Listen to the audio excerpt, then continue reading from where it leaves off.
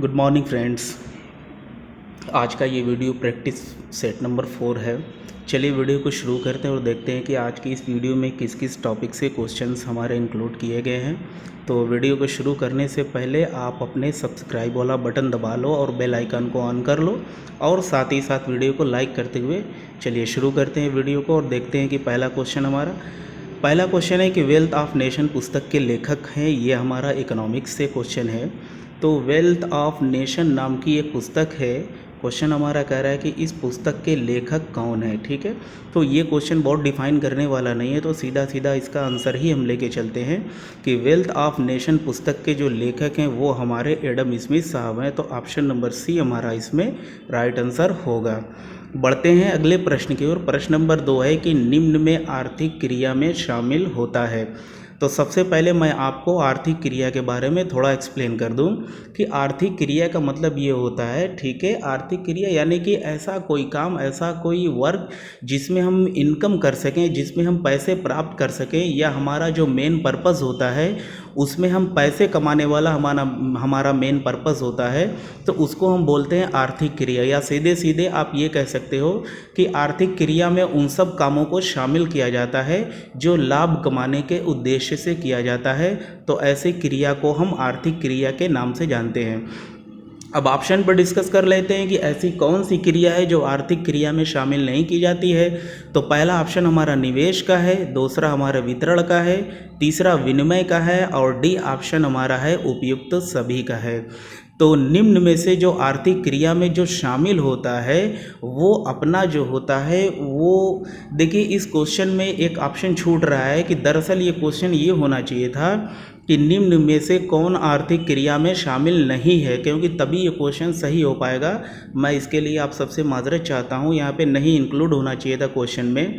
तो जब ये नहीं इंक्लूड हो जाएगा तो जो हमारा निवेश है, ठीक है, ये हमारा नहीं सॉरी, ये आप उपयुक्त तो सभी भी इसको लगा सकते हो, क्योंकि निवेश, वितरण, विनिमय और इसका सबका मकसद होता है लाभ ही कमाना होता है। ठीक है, चलिए इस क्वेश्चन को सस्पेंस में छोड़ते हैं, थोड़ा क्वेश्चन टाइपिंग में मेन मिस्टेक हो गया। बढ़ते हैं अगले प्रश्न की ओर। ठीक है, अगला प्रश्न है कि आर्थिक समस्या के उत्पन्न होने के कारण क्या क्या है, यानी कि फाइनेंशियल प्रॉब्लम आने के रीज़न क्या है, फाइनेंशियल प्रॉब्लम किस किस वजह से हमारी आ सकती है। पहला ऑप्शन हमारा कह रहा है, पहला ऑप्शन है कि दुर्लभता के कारण, या असीमित आवश्यकता के कारण, या वैकल्पिक ऑप्शनल प्रयोग के कारण, या उपयुक्त में से कोई नहीं।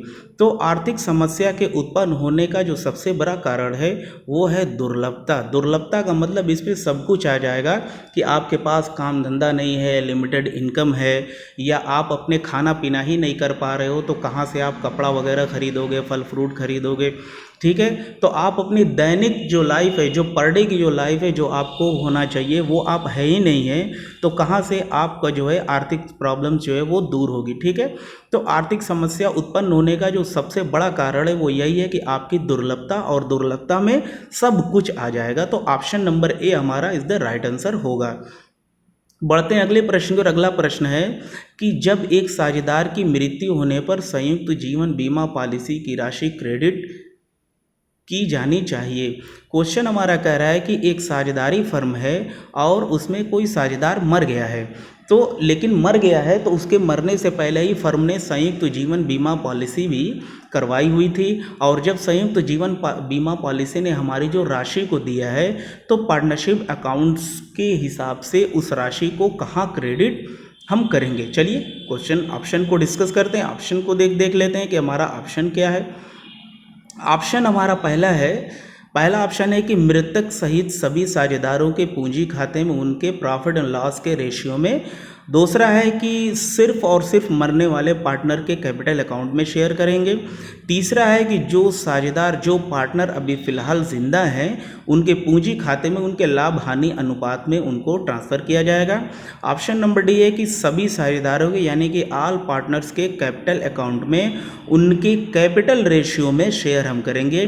तो इसका जो राइट आंसर होगा वो ये होगा कि जब कोई साझेदार दिवालिया हो जाए, या मर जा रहा है, या उसकी डेथ हो जा रही है, और ये वो रिटायरमेंट ले रहा है, तो इस कंडीशन में जो भी लाभ हानि का बंटवारा होगा वो आपके रिटायरमेंट लेने वाले पार्टनर, या डेथ हुए पार्टनर, या दिवालिया होने वाले पार्टनर के साथ सभी का होगा। तो इसलिए हमारा जो है ऑप्शन नंबर हमारा इसमें ए राइट आंसर होगा कि जो पार्टनर डेथ कर गया है उसके साथ साथ जो भी प्रेजेंट टाइम में पार्टनर हैं उनके पूंजी खाते में उनके लाभ हानि के अनुपात में ये LIC की जो राशि है उसको क्रेडिट किया जाना चाहिए। तो ऑप्शन नंबर ए हमारा इसमें राइट आंसर होगा। बढ़ते हैं अगले प्रश्न और अगला प्रश्न है कि किसी संपत्ति के मूल्य, स्वामित्व, स्वतः अस्तित्व एवं कब्जे के संबंध में जांच कहलाती है। ये हमारा ऑडिट का क्वेश्चन है। क्वेश्चन हमारा ये कह रहा है कि अगर किसी की संपत्ति है तो ये साबित करने के लिए, ये प्रूव करने के लिए कि इस संपत्ति का ऑनर कौन है और इसकी रियलिटी क्या है और इस संपत्ति पे कब्जा किसका है, राइट किसका है, इसकी जांच करने के लिए कौन सी पॉलिसी, कौन सी नीति हम अपनाएंगे कि जिसकी वजह से ये मालूम हो सके कि ये प्रॉपर्टी या एसेट्स किसकी है। तो ऐसी प्रोसेस को हम कहते हैं वेरिफिकेशन, सत्यापन कहते हैं। तो ऑप्शन नंबर सी हमारा इसमें राइट आंसर होगा।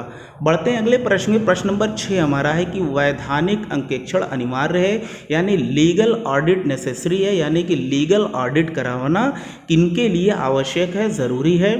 आइए ऑप्शन को डिस्कस करते हैं कि सभी सार्वजनिक सीमित कंपनियों के लिए, यानी कि ऑल पब्लिक कंपनी के लिए, या ऑल प्राइवेट कंपनी के लिए, यानी कि सभी निजी कंपनियों के लिए।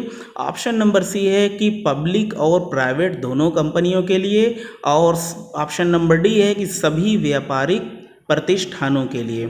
तो वैधानिक अंकेक्षण जो होता है, लीगल ऑडिट जो होता है, वो इनमें से आइए हम ऑप्शन को चूज़ कर लेते कि सभी सार्वजनिक सीमित कंपनियों के लिए, सभी निजी कंपनियों के लिए, सार्वजनिक एवं निजी दोनों कंपनियों के लिए। यानी कि ऑडिट जो होता है, कंपनी चाहे जैसी भी हो, इससे हमको मतलब नहीं है, इसमें प्राइवेट और पब्लिक कंपनी दोनों के लिए ऑडिट कराना अनिवार्य होता है। तो ऑप्शन नंबर सी हमारा इसमें राइट आंसर होगा कि प्राइवेट और पब्लिक कंपनी दोनों के लिए हमारा ऑडिट कराना ज़रूरी होता है, अनिवार्य होता है। तो ऑप्शन नंबर सी हमारा इसमें राइट आंसर होगा। बढ़ते हैं अगले प्रश्न। प्रश्न नंबर 7 हमारा कह रहा है कि निम्नलिखित में से कौन सा एक कंपनी का वित्त का स्रोत नहीं है।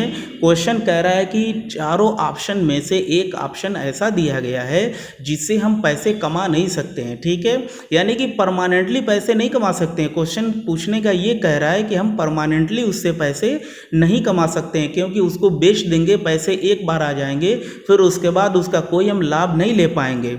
तो आइए ऑप्शन को देख लेते हैं। पहला ऑप्शन है कि समता अंश पूंजी, यानी कि इक्विटी शेयर कैपिटल है।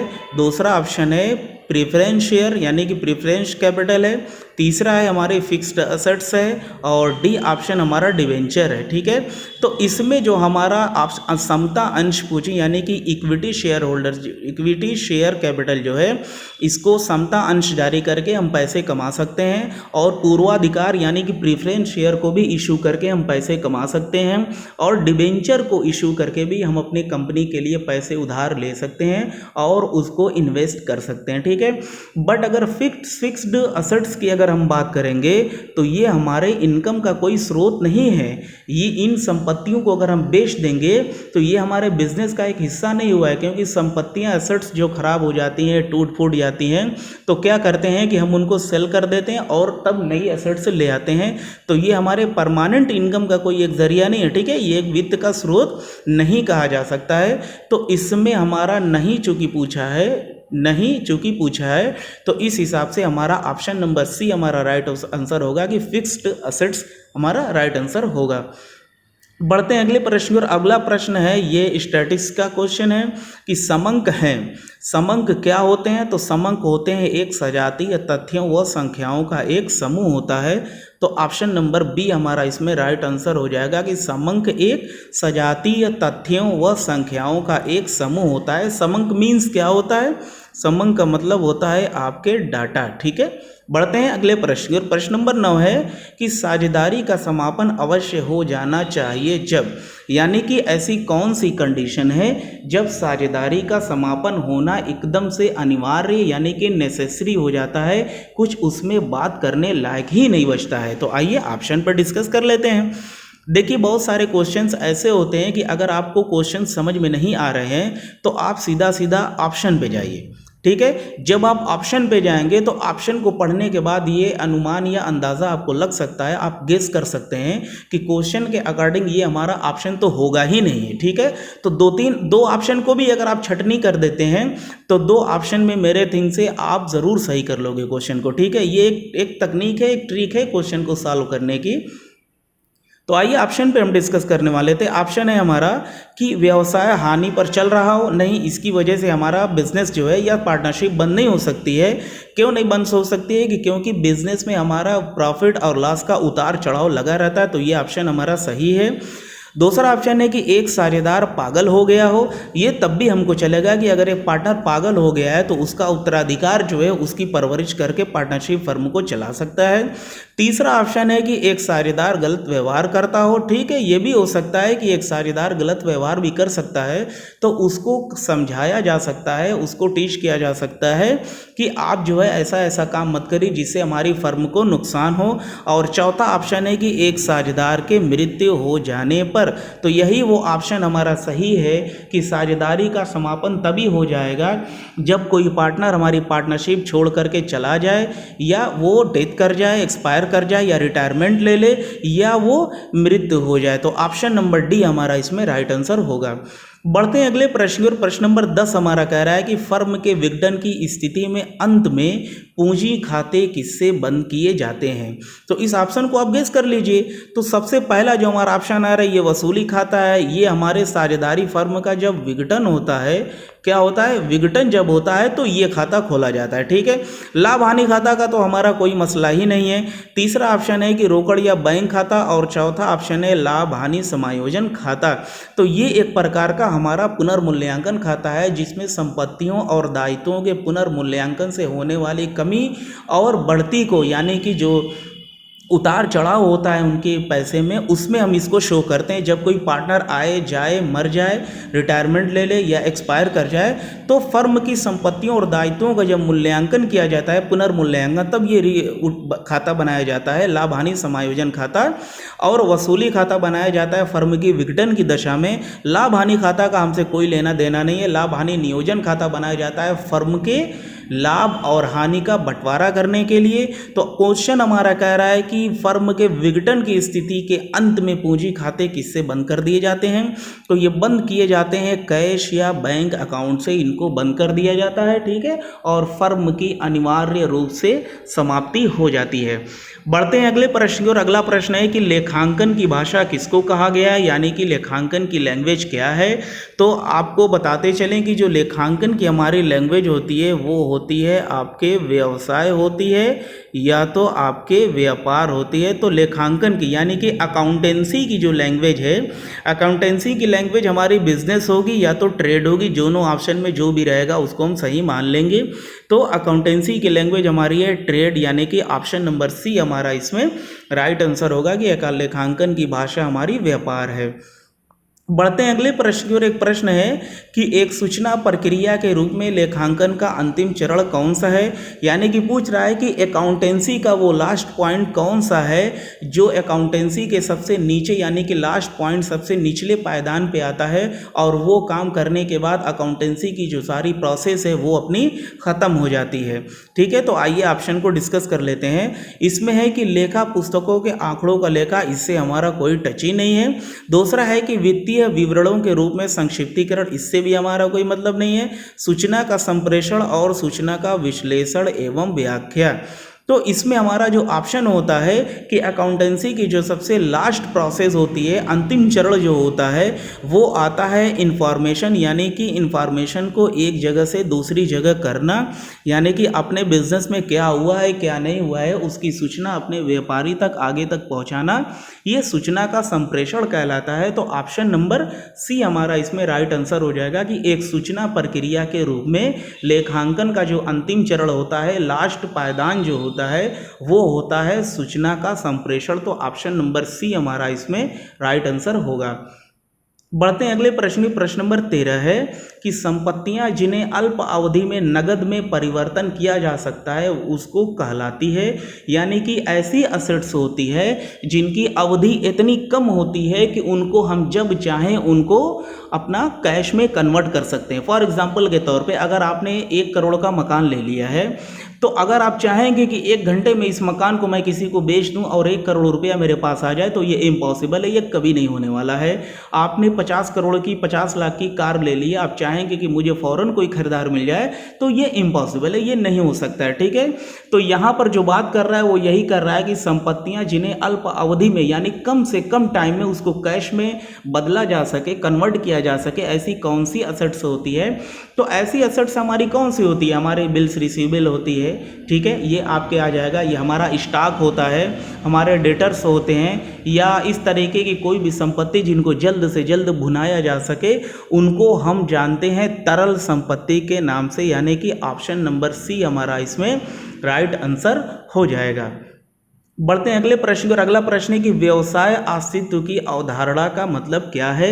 तो आपने अकाउंटेंसी में ये स्टडी किया होगा, पढ़ा होगा कि अस्तित्व की जहाँ पर बात आ जाए तो आप ये समझ लेना कि वहाँ पे व्यवसाय के अस्तित्व की इकाई अवधारणा की, यानी कि एज बिजनेस से रिलेटेड अगर अकाउंटेंसी की डेफिनेशन देखा जाए तो अकाउंटेंसी में ये कहा गया है कि बिजनेसमैन और बिजनेस ये दोनों एक दूसरे के लिए अलग हैं। ठीक है, और बिजनेसमैन जो होता है वो अपने बिजनेस के प्रति, यानी कि बिजनेस के लिए वो एक क्रेडिटर होता है, और बिजनेस में जो कैपिटल इन्वेस्ट की गई है, जो कैपिटल होती है, जो पूंजी होती है, वो बिजनेस के लिए एक लायबिलिटी होती है, एक दायित्व होता है। ठीक है, तो व्यवसाय अस्तित्व की धारणा का अर्थ हमारा ये होता है कि व्यवसाय का अलग अस्तित्व, व्यवसाय और व्यवसायी एक साथ, और व्यवसाय और महाजन एक साथ, व्यवसाय और ऋणी एक साथ। तो हमारा जो इसमें ऑप्शन होगा वो ये होगा कि व्यवसाय का अलग अस्तित्व होता है, कि यानी कि व्यवसाय और व्यवसायी इन दोनों का अलग अलग अस्तित्व होता है, ये दोनों एक दूसरे से जुड़े नहीं होते हैं। तो ऑप्शन हमारा ए हमारा राइट आंसर हो जाएगा। बढ़ते हैं अगले प्रश्न की ओर। प्रश्न नंबर 15 है कि ऋण पत्रों पर ब्याज की दर क्या होती है। ये हमारे कंपनी अकाउंट का क्वेश्चन है कि जब कंपनी को अंश को इशू करने के बाद, अंश को इशू जब करती है कंपनी, तो उसको भरपूर मात्रा में, यानी कि जितनी कैपिटल उसको मिल जानी चाहिए थी उतनी कैपिटल अगर नहीं मिल पाती है तो कंपनी बैंक से लोन लेने के बजाय वो जनता से ही लोन लेना उचित समझती है, तो वो डिवेंचर इशू करती है। और डिवेंचर इस बात का प्रमाण होता है, सर्टिफिकेट होता है कि कंपनी ने किस किस व्यक्ति से, किस किस पर्सन से अपने उधार राशि ली है, और उस पर यह तय करती है कि आपको कितने प्रतिशत की दर से, कितने % की दर से आपको हम ब्याज देंगे। तो ये ब्याज की जो दर होती है वो कोई फिक्स्ड नहीं होती है, ये कंपनी डिपेंड करेगी कि हम आपको कितने रुपए पे कितना इंटरेस्ट आपको लगाएंगे। इसलिए हमारा ऑप्शन नंबर सी हमारा होगा कि एक निश्चित दर से उनको ब्याज दिया जाता है, और ये जो फिक्स्ड रेट है ये अपना कोई फिक्स्ड नहीं है, ये डिपेंड करता है कंपनी के ऊपर और पैसे देने वाले के ऊपर कि वो किस दर से वो डिबेंचर पे अपना इंटरेस्ट लेगा। तो ये कंपनी तय करती है कि हम कितने रुपए पे कितना इंटरेस्ट आपको देंगे। तो ऑप्शन नंबर सी हमारा इसमें राइट आंसर होगा। बढ़ते हैं अगले प्रश्न की और अगला प्रश्न है कि जब अंशों का हरण किया जाता है, यानी कि जब अंशों का शेयर का यानी कि फॉरफीचर कर लिया जाता है, तो अंश पूंजी खाता डेबिट किससे किया जाता है, यानी कि शेयर कैपिटल अकाउंट जो है वो किस खाते के साथ डेबिट किया जाता है। तो आइए ऑप्शन को देख लेते हैं। ऑप्शन हमारा कह रहा है कि अंशों के अंकित मूल्य से, या अंशों पर मांगी गई धनराशि से, अंशों के प्रदत्त मूल्य से, या अंशों पर देय राशि से। तो मैं आपको बताता चलूं कि जब भी फॉरफीचर की बात आ जाती है तो आप ये समझ लीजिए कि कंपनी ने अपने अंशों की जो रेट है, जो कंपनी को 20 रुपया शेयर मिलना चाहिए था, 20 रुपया किसी कैंडिडेट से मिल जाना चाहिए था, लेकिन कंपनी के शेयर होल्डर्स ने केवल 15 रुपया ही कंपनी को दिया है। इसका मतलब कि ये 5 रुपया अभी तक कंपनी को नहीं मिला है। तो 15 रुपया जो है, यानी कंपनी ने मांगा था कितना, 20 रुपया, लेकिन कंपनी को मिला कितना, 15 रुपया, और 5 रुपया उस शेयर होल्डर्स ने कंपनी को नहीं दिया है।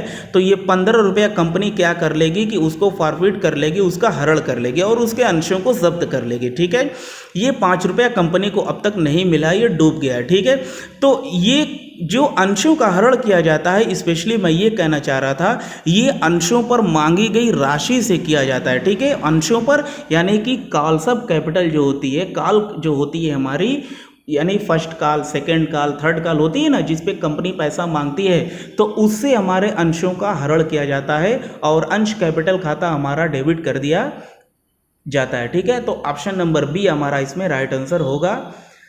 सब्सक्राइब का बटन दबा दो, अभी तक नहीं दबाए हो तो लाइक करो, थोड़ा मुझे मोटिवेट करो, मोटिवेशन दो मुझे, तो ऐसे ही क्वेश्चन आपको एक से एक मोस्ट इंपॉर्टेंट क्वेश्चंस आपके लिए मैं ले आता रहूँगा। आप खुद क्वेश्चन को देख सकते हो। ठीक है, बट अगर आपका प्यार मिलता रहा, मुझे मोटिवेशन मिलता रहा, तब ये काम हो पाएगा। ठीक है ना, तो आप मोटिवेट मुझे करते रहो, आप क्वेश्चन को आकलन करिए, पेन और कॉपी उठा करके, चाहो तो आप एक नोट्स भी बना सकते हो। ठीक है, क्योंकि वीडियो को मैं शॉर्ट ही रखता हूँ, 20 क्वेश्चन इसलिए इनको इंक्लूड करता हूँ कि आप भी बोर ना हो, मैं भी बोर ना हूँ, और वो वाली बात सुनिए ना आपने कि कम खाया जाए, रोज़ रोज़ खाया जाए, तो इसलिए मैं 20 क्वेश्चन ही रखता हूँ, बल्कि 4-5 टॉपिक को, 5 टॉपिक को, 6 टॉपिक को कवर करने की इसमें मैं कोशिश करता हूँ।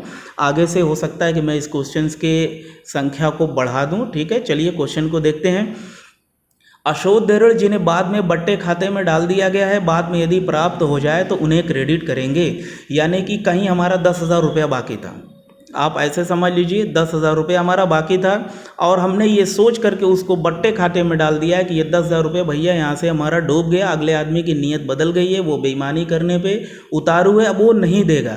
लेकिन बाई चांस उसके दिल में मेरे लिए रहम आया, उसको मेरे हालात समझ में आ गए, तो उन्होंने क्या किया कि मेरी इज्जत को रखने के लिए उसने 5,000 रुपया और हमको दे दिया। ठीक है, यानी कि 10,000 की डूबी रकम में से हमने जो सोच लिया था, सडनली हमको क्या हुआ कि 5,000 रुपया हमको वो पैसा मिल गया है।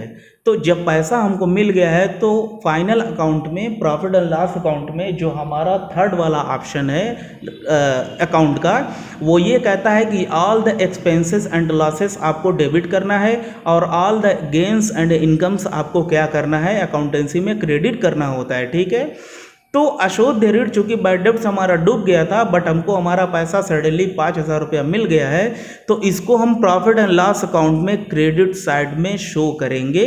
प्रॉफिट एंड लॉस अकाउंट के क्रेडिट साइड में इसको हम शो करेंगे, लाभ हानि खाते के क्रेडिट साइड में। ठीक है, चलिए बढ़ते हैं अगले प्रश्न की ओर। अगला प्रश्न है कि लेखांकन प्रणाली जो अदत्त व्ययों यानी कि आउटस्टैंडिंग एक्सपेंसेस तथा इनकम्स यानी कि तथा आयों को लाभ की गणना करने के लिए संज्ञान में नहीं लेती है। क्वेश्चन कह रहा है कि अकाउंटेंसी की आखिर वो कौन सी ऐसी प्रणाली है जो आउटस्टैंडिंग एक्सपेंसेस हो या इनकम्स हो या प्रॉफिट हो, उसकी गणना करने के लिए या उसका कैलकुलेशन करने के लिए वो अपने संज्ञान में यानी कि अपने नॉलेज में नहीं लेती है और ना ही लेने के मूड में है। ठीक है, ऑप्शन को देख लेते हैं। ऑप्शन हमारा कह रहा है कि दोहरा लेखा प्रणाली, ये तो उसको लेती है, ये तो लेखा करवाती है।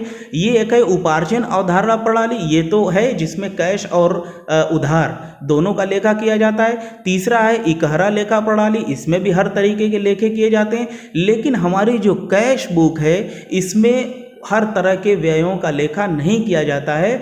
जी के व्यय की जहाँ बात आ गई है, अब इसको यहाँ रुक जाए, इसमें खाली सीधे सीधे हमारा रोकड़ प्रणाली जो कैश बुक हमारा होता है, सिर्फ और सिर्फ जिनका कैश में लेन देन हुआ है उन्हीं का लेखा, उन्हीं की अकाउंटिंग हमारी कैश बुक में की जाएगी, न कि आउटस्टैंडिंग हो या प्रीपेड हो, उसका कोई लेखा देना बाकी हो या लेना बाकी हो, उसका लेखा अकाउंटिंग हम कैश बुक में नहीं करेंगे। ठीक है, कैश बुक में केवल और केवल कैश से संबंधित रिलेटेड जो भी लेन देन हुए उसका लेखा हम करेंगे। तो ऑप्शन नंबर डी हमारा इसमें राइट आंसर होगा। अगला क्वेश्चन है कि जहाजी बिल्टी किसके द्वारा निर्गमित की जाती है। एक आध क्वेश्चन आपको इंटरनेशनल ट्रेड से भी देखने को मिलेंगे लगभग हर पेपर में, तो 2-3 क्वेश्चन भी मैं कोशिश करूंगा कि इसको हर एक वीडियो में एक क्वेश्चन ही डाला जाए। तो जहाजी बिल्टी निर्गमित की जाती है, यानी कि जो जहाजी बिल्टी होती है वो किसके द्वारा इशू की जाती है, तो जहाजी कंपनी के द्वारा ही हमारी जो है जहाजी बिल्टी इशू की जाती है। ऑप्शन नंबर ए हमारा राइट आंसर होगा। आज की इस वीडियो का लास्ट क्वेश्चन है कि प्रत्येक प्रमाणक पर हस्ताक्षर किसके होने चाहिए, यानी कंपनी के वाउचर पे जो सिग्नेचर है वो कंपनी के किस अधिकारी के द्वारा कराई जानी चाहिए। ऑप्शन हमारा है कि लेखा अधिकारी के द्वारा यानी अकाउंटेंट के द्वारा। ऑप्शन नंबर बी है कि ऑडिटर के द्वारा। ऑप्शन नंबर सी है उत्तरदायी अधिकारी यानी कि रिस्पॉन्सिबल अधिकारी के द्वारा। और ऑप्शन नंबर डी है कंपनी के सचिव के द्वारा। तो इसमें जो हमारा ऑप्शन सही होगा वो है हमारा उत्तरदायी अधिकारी के द्वारा, यानी कि कंपनी ने जिसको रिस्पॉन्सिबिलिटी ये दे दी है कि कंपनी से रिलेटेड जो भी लेन देन होंगे, वाउचर आएंगे, उस पर सिग्नेचर को करने वाला काम आपका रहेगा स्पेशली तौर पे। इसलिए ये कहा जाएगा कि प्रमाणक पे जो वाउचर पे सिग्नेचर होगी वो कंपनी के द्वारा सेलेक्ट किए हुए रिस्पॉन्सिबल मैन यानी कि उत्तरदायी अधिकारी के द्वारा किया जाएगा। तो ये था आज की इस वीडियो का लास्ट क्वेश्चन। अब वीडियो को फटाफट शेयर करो और लाइक करो, मुझे मोटिवेट करो, ठीक है। अभी लाइक कर दो वीडियो को फटाफट, और लाइक करने के साथ साथ शेयर करो। बहुत जल्द मिलेंगे नेक्स्ट वीडियो में। Have a good day.